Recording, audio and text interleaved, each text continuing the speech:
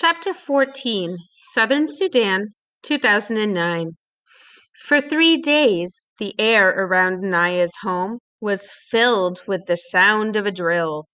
On the third afternoon, Naya joined the other children gathered around the drill site. The grown-ups rose from their work pounding rocks and drifted over, too. The workers seemed excited. They were moving quickly as their leader called out orders. Then, whoosh! A spray of water shot high into the air. This wasn't the water that the workers had been piping into the borehole. This was new water, water that was coming out of the hole. Everyone cheered at the sight of water. They all laughed at the sight of the two workers who had been operating the drill. They were drenched, their clothes completely soaked through. A woman in the crowd began singing a song of celebration. Naya clapped her hands along with all the other children. But as Naya watched the water spraying out of the borehole, she frowned. The water wasn't clear. It was brown and heavy looking. It was full of mud. Ifo Refugee Camp, Kenya, 1992 to 1996. Salva was now 22 years old. For the past 5 years, he had been living in refugee camps in northern Kenya, first at the Kakuma camp, then at Ifo. Kakuma had been a dreadful place, isolated in the middle of a dry, windy desert. Tall fences of barbed wire enclosed the camp. You weren't allowed to leave unless you were leaving for good. It felt almost like a prison. 70,000 people lived at Kakuma. Some said it was more, 80 or 90,000. There were families who had managed to escape together. But again, as in Ethiopia, most of the refugees were orphaned boys and young men. The local people who lived in the area did not like having the refugee camp nearby. They would often sneak in and steal from the refugees. Sometimes fights broke out and people were hurt or killed. After 2 years of misery at Kakuma, Salva decided to leave the camp. He had heard of another refugee camp far to the south and west, where he hoped things would be better.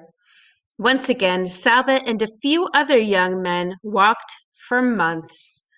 But when they reached the camp at Ifo, they found that things were no different than at Kakuma. Everyone was always hungry.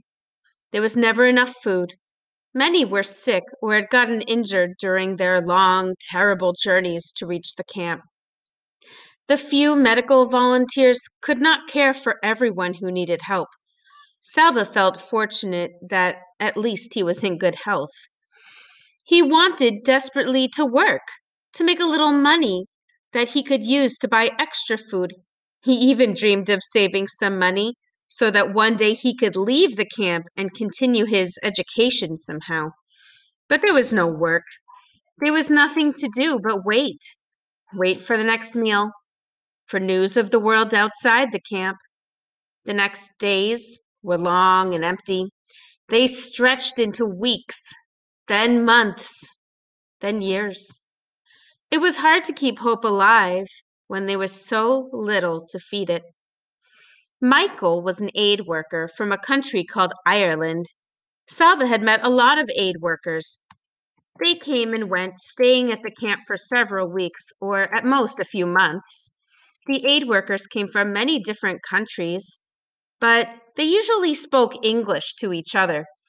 Few of the refugees spoke English, so communication with the aid workers was often difficult. But after so many years in the camps, Salva could understand a little English. He even tried to speak it once in a while, and Michael almost always seemed to understand what Salva was trying to say. One day, after the morning meal, Michael spoke to Salva. "You seem interested in learning English," he said. "How'd you like to learn to read?" The lessons began that very day. Michael wrote down 3 letters on a small scrap of paper. A, B, C, he said, handing the scrap to Salva. A, B, C, Salva repeated. The whole rest of the day, Salva went around saying A, B, C, mostly to himself, but sometimes aloud in a quiet voice. He looked at the paper 100 times and practiced drawing the letters in the dirt with his stick over and over again. Salva remembered learning to read Arabic when he was young. The Arabic alphabet had 28 letters. The English, only 26. In English, the letters stayed separate from each other, so it was easy to tell them apart. In Arabic, the letters were always joined, and a letter might look different depending on what came before or after it. Sure, you're doing lovely, Michael said that day Salva learned to write his own name. You learn fast because you work so hard. Salva did not say what he was thinking, that he was working hard because he wanted to learn to read English before Michael left the camp. Salva did not know if any of the aid workers would take the time to teach him. But once in a while, it's good to take a break from work. Let's do something a wee bit different for a change. I'm thinking you'll be good at this. You're a tall lad.